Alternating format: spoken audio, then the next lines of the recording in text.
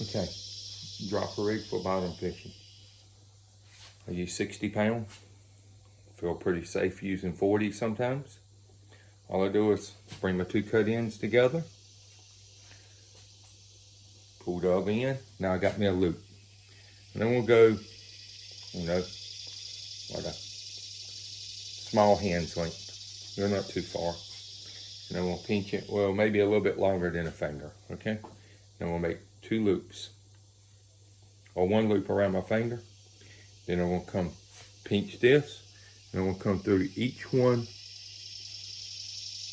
twice. Come back through itself twice. All right, now this part right here, when you're cinching this up, I just kind of walk it back and forth, and sometimes you'll feel the line pop as it overlaps and lays in itself. Not a big deal. You want to feel that pop, or check it so you know it ain't gonna slide and move up and down. All right, next, I take my end here and I come back to the knot. Now this is where I do something a little different. I'm gonna pull this almost the length of that loop, not quite. Then I'm gonna come up and I'm gonna pinch my loop again, okay?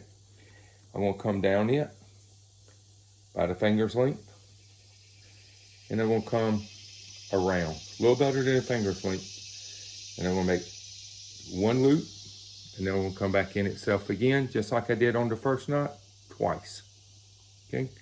The reason I'm gonna do this is, now we just did that, I pull, I check, we're fine.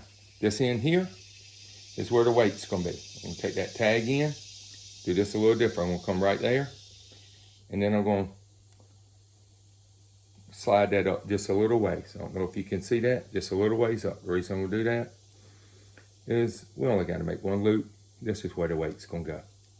The other end will be where you tie your swivel, or whatever way you want to do it to your main line. And that's all I do, make me a little loop. Everybody knows how to put that through there, loop it over your weight. That's how that's gonna work. Now I'm gonna come back again to my first loop. I'm gonna come back right here, do the same thing, double it over, and I'm gonna pull back just a touch. Just like that right there. The reason I do that, gotta have enough, I'm gonna leave this end right on the knot, okay?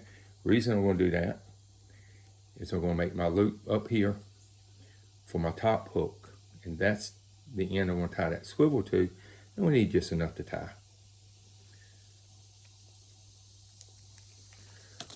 Walk it back and forth,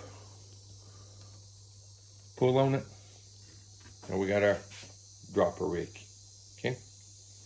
Now we'll show y'all how to put one hook on. This is the end we're gonna tie our swivel to, tie to our main line, whatever way you wanna do it. Now this, I'm not really care which way you do it.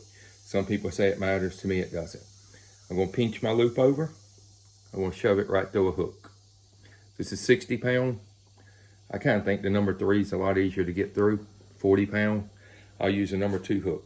Next, I got it in there, but I don't want that hook just to lay anyways. So what I'm gonna do is I find my tabletop here that I use.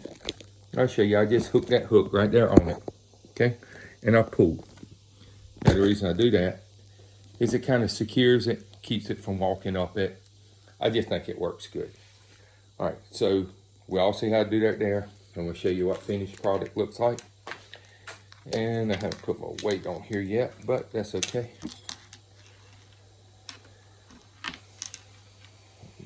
I just take and put my weight on. All right. And I would have a swivel on this, but I run out of swivels making rigs. That's a 2-dropper, or 3-hook dropper rig. Works great for trigger, beeliners, sea bass, porgies, all your varieties of bottom fish.